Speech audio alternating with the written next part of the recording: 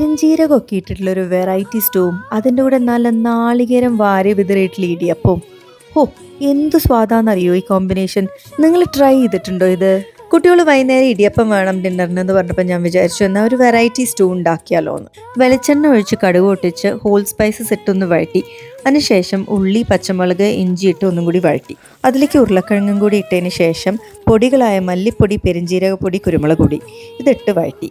എന്നിട്ട് അതിനകത്തേക്ക് നമ്മുടെ ചിക്കനും കൂടി ഇട്ട് അടച്ചു വെച്ചു. അതിനിടയിൽ ഉപ്പിടാൻ മറക്കണ്ട കേട്ടോ. ശേഷം ഞാൻ നമ്മുടെ ഇടിയപ്പത്തിൻ്റെ മാവൊന്ന് കുഴച്ച് എടുത്ത് മാറ്റി വെച്ചു. അപ്പത്തേക്കും നോക്കിയപ്പോൾ നമ്മൾ ചിക്കനൊക്കെ വന്നിരിക്കുന്നു. അപ്പോൾ അതിനകത്തേക്ക് തേങ്ങാപ്പാലും കൂടി ഒഴിച്ച് ഒരു തിള വന്നപ്പോൾ മാറ്റി വെച്ചു ഓഫ് ചെയ്തിട്ട്. ഇടിയപ്പത്തിന് സ്വാദ് കൂടണമെങ്കിൽ നാളികേരം നല്ലോണം വേണം. ഞങ്ങൾ യൂസ് ചെയ്യണത് കേരള ഡിലൈറ്റ്സിൻ്റെ ഗ്രേറ്റഡ് കോക്കനട്ടാണ്.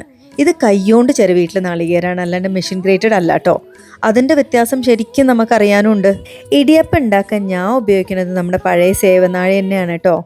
ഏട്ടനെ കൊണ്ട് അതൊന്ന് ചെയ്യിപ്പിക്കും. എനിക്ക് എന്തോ ഒരു മനസ്സുഖമാണ്.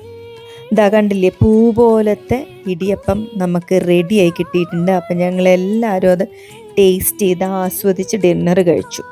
അപ്പം നിങ്ങളെല്ലാവരും ഈ പെരുംജീരകം സ്റ്റൂ ഒന്ന് ഉണ്ടാക്കി നോക്കൂട്ടോ, എന്നിട്ട് അഭിപ്രായം പറയണേ.